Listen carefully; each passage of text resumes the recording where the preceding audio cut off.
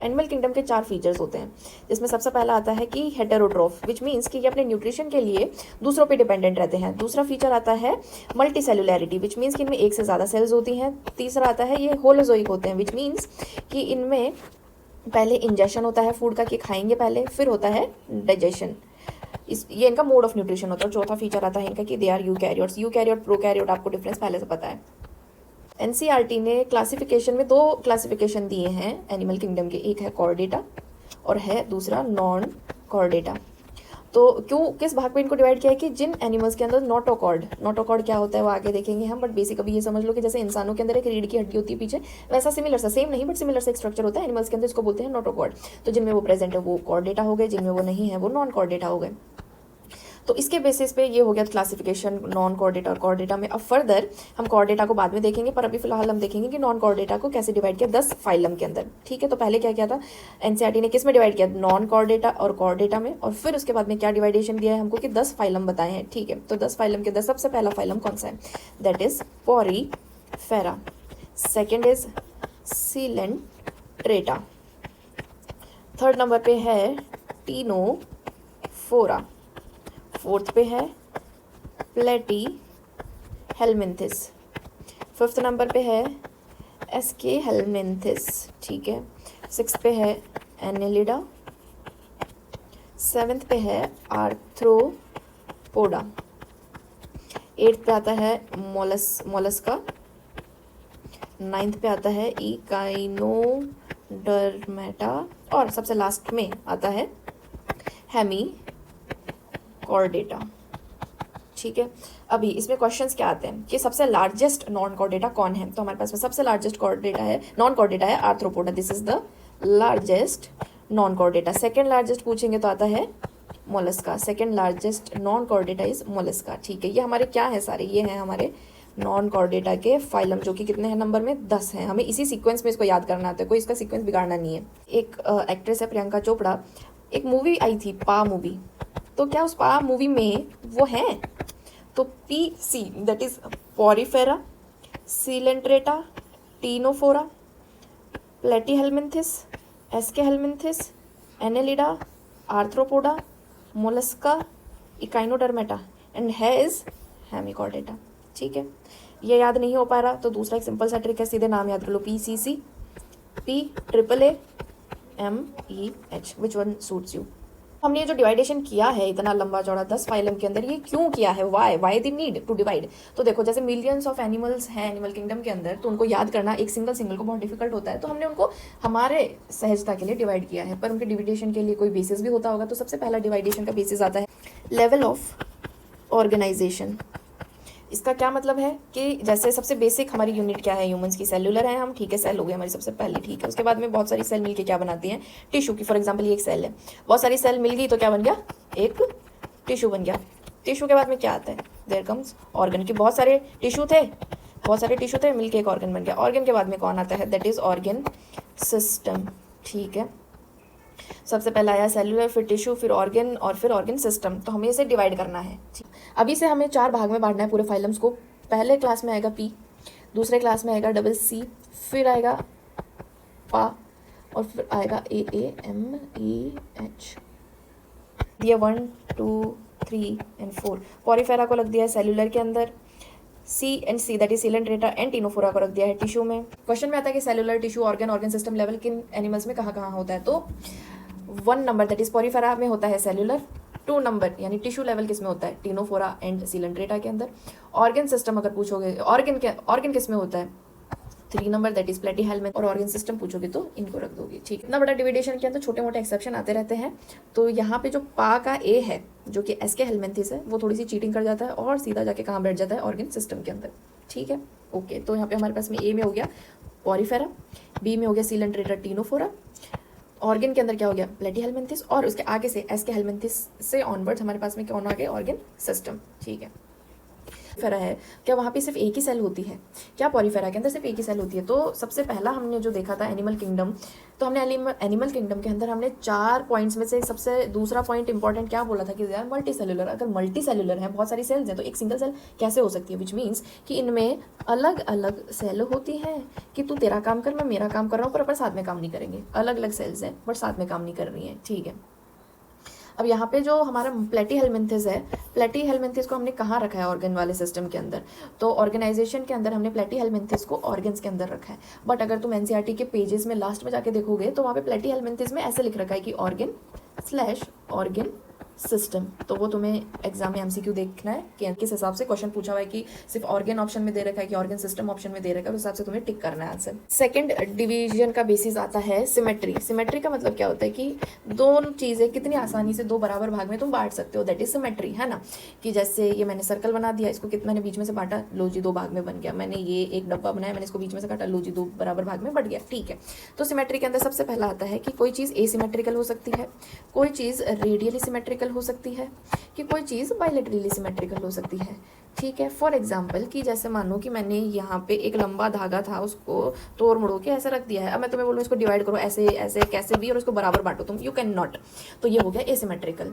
Radically symmetrical में आता है, जैसे फॉर एग्जाम्पल मान लो कि ये सिलेंडर मैंने बना दिया है, अब यहाँ पे ये इसकी बीच में रेडियस है, ठीक है। अब मैंने तुम्हें बोला इसको बांटो बीच में से, तो तुम बोलोगे वेरी इजी, बीच में से डिवाइड किया, 2 बराबर भाग में बांट होगी, plane passing through the centre इसको बांट देगा 2 भाग में, ठीक है, हो गया। बायलैटरली सिमेट्रिकल का मतलब क्या होता है कि जैसे फॉर एग्जांपल तुम ह्यूमन बीइंग हो, तुम्हारे अंदर ऑर्गन्स अलग अलग जगह पे है, बट अगर एक सुपरफिशियल तरीके से बाहर से देखो तो मैंने तुमको बांटा बीच में से, लो लेफ्ट एंड राइट इक्वल हो गया, ठीक है। सिमेट्री के अंदर तुम कैसे इनको डिवाइड करोगे? हमने क्या देखा था, PCPAAMEH, क्या बोला था मैंने? इसको रखो 4th कैटेगरी में, इसको रखो 3rd कैटेगरी में, इसको रखो 2nd में, इसको रखो 1 के अंदर, ठीक है। तो सबसे पहले 1 को डाल दो 1 में, दैट इज एसिमेट्रिकल, ठीक है। पॉलीफेरा हो गया क्या? एसिमेट्रिकल। 2nd को डाल दो 2nd में, that is radial, that is cylinder and Ctenophora. 3 को डाल दो बायलैटरली, दैट इज प्लेटीहेल्मिन्थेस, ठीक है। और उसके आगे अब 4 नंबर बच गया, 4 को कहाँ डालोगे? यहीं डालोगे, क्योंकि ऑब्वियसली कॉर्डेटा में तो जाएगा नहीं, नॉन कॉर्डेट्स हैं सारे, तो ये हो गया, ठीक है। नेक्स्ट इसमें छोटा सा एक एक्सेप्शन आता है कि हमारे पास में ये जो इकाइनोडर्मेटा है ना, ये यहाँ पे थोड़ी चीटिंग करता है और बोलता है कि मेरे तो लार्वा फेज भी है, मेरा अडल्ट फेज भी है ना। तो लार्वा छोटा बच्चा, तो वो इतना बदमाश नहीं होता, ठीक है। तो वो बोलता है कि ठीक है, मेरे को कहाँ रखा था तुमने? मेरे को वो बायलैटरली सिमेट्रिकल में रखा था, तो मैं बायलैटरली सिमेट्रिकल में रह जाऊंगा, ठीक है। अडल्ट आता है, अडल्ट बोलता है अच्छा मेरे को बायलैटरली सिमेट्रिकल में रखा था, मैं तो ना रहूँ, मैं तो जाऊँगा कहाँ? मैं जाऊँगा रेडियली सिमेट्रिकल में रहने के लिए। तो रेडियली सिमेट्रिकल के अंदर आके कौन रहने लग जाता है? किसका अडल्ट फॉर्म? वो होता है इकाइनोडर्मेटा का, ठीक है। ये छोटा सा एक्सेप्शन है। पहला हमने इससे पहले क्या एक्सेप्शन देखा था? एक हमने देखा था कि जैसे एस्केहेल्मिन्थेस है, वो एक एक्सेप्शन आ जाता है जिसे जाना चाहिए था ऑर्गन के अंदर, पर वो ऑर्गन सिस्टम में चला जाता है। और दूसरा हमने एक्सेप्शन क्या देख लिया? इकाइनोडर्मेटा का, जिसका एडल्ट फॉर्म जो है रेडियली सिमेट्रिकल में आके रहने लग जाता है, वो होना चाहिए था उसे भी बायलैटरली। थर्ड बेसिस आता है on the basis of germ layers. तो जर्म लेयर्स क्या होती है कि जैसे हम ह्यूमन बींग्स बनते हैं कि कोई भी एनिमल बनता है, तो हमारे अंदर 3 लेयर्स होती हैं सबसे शुरुआत के अंदर, ठीक है। एक बाहर की होती है एक्टोडर्म, फिर अंदर की होती है एंडोडर्म, और सबसे बीच की होती है मीजोडर्म, ठीक है। तो तुम्हें पूछेंगे कि बनती कैसे? ऐसे बनती है क्या 1 2 3? तो बोलेंगे नहीं, फर्स्ट ऑफ ऑल बनती है एक्टोडर्म, फिर बनती है एंडोडर्म, और बीच वाली 3rd नंबर पे बनती है मीजोडर्म। एनसीईआरटी में तुम्हारे डायग्राम दे रखा है, जिसमें यूँ कुछ डायग्राम में गोले बना के दे रखे हैं कि यहाँ पे कुछ सेल आ गई तो तुम्हारा हो गया कौन? एक्टोडर्म, ठीक है जी। तुम्हारे सबसे अंदर सेल आ गई तो वो कौन हो गया? तुम्हारा एंडोडर्म। तो बीच का बचा क्या रह गया? बीच का बचा आ गया मीजोडर्म, इजी, ठीक है। अब कुछ में देखो, अब ये कितनी लेयर्स है? 1 2 और 3। कितने ब्लास्ट हैं? 1 2 3। तो इनको क्या बोलेंगे? जिनमें तीनों है उनको बोलेंगे हम ट्रिप्लोब्लास्ट, इजी, ट्रिप्लोब्लास्ट, ठीक है। तो ट्रिप्लोब्लास्ट के जैसे डिप्लोब्लास्ट भी तो हो सकता है ना, कि जिसमें सिर्फ 2 लेयर हो, ठीक है जी, हाँ हो सकता है। 2 लेयर कैसे होंगी? कि जैसे सेंटर वाला भाग था वो भी डेवलप हो गया, बाहर वाला भाग था वो भी डेवलप हो गया, मतलब एक्टो और एंडो और एक्टो दोनों डेवलप हो गए। पर जो बीच वाला पार्ट है, दिस पार्ट जहाँ पे हमारा मीजोडर्म बनना चाहिए था, जहाँ पे कैविटी बन चुकी है, अब जेली लाइक एक मटेरियल आ गया है, उसे हम उन लोगों को बोलेंगे हम डिप्लोब्लास्ट। यहाँ पे जो ये जेली लाइक मटेरियल है, इसको हम क्या टर्म देंगे? इसको हम बोलेंगे मीजोग्लिया। अब ये मीजोग्लिया जो है, यहाँ पे क्या कोई सेल है क्या? नहीं। तो mesoglea is what? It is non cellular and बीच में कोई सेल है क्या, कोई मीजोडर्म है क्या, नहीं, नो मीजोडर्म नो सेल्स। ठीक है, तो अब यहाँ पे हम इसको कैसे डिवाइड करेंगे, अगेन दी सेम थिंग हमने 1 2 3 4 जो डिवाइडेशन किया था, तो कोई सेल जर्म लेयर अगर नहीं है, कोई जर्म सेल नहीं है तो उसमें कैटेगरी 1 को रख देंगे, अगर डिप्लोब्लास्ट है तो उसमें हम कैटेगरी 2 को रख देंगे, और अगर ट्रिप्लो है तो उसमें फिर से हम 3 और 4 कैटेगरी को रख देंगे। कैटेगरी तुमको याद होंगी जो कि हमने बोला था PCCPAAMEH 1 2 3 एंड 4। ठीक है, इसके बाद में फोर्थ क्राइटेरिया जो आता है डिवाइडेशन, दैट इज डाइजेशन। ठीक है, डाइजेशन मतलब खाना पीना पचाना। ठीक है, डाइजेशन सिस्टम किन के अंदर है कि नहीं है। ठीक है, तो तुम बोलोगे डाइजेस्टिव सिस्टम नहीं है, या फिर है तो थोड़ा इनकम्प्लीट है, और है तो फिर पूरा कंप्लीट है। ठीक है, नहीं का मतलब तो समझ गए हो, कंप्लीट का मतलब कि एक तो होगा माउथ, और एक्सक्रीशन के लिए पूरी एक ट्यूब के बाद में होगा एनएस। ठीक है, जैसे एक ह्यूमन बीइंग है, उसने खाना खाया, अंदर गया खाना और फिर निकला एनएस के थ्रू, तो ये क्या है, कंप्लीट है पूरा।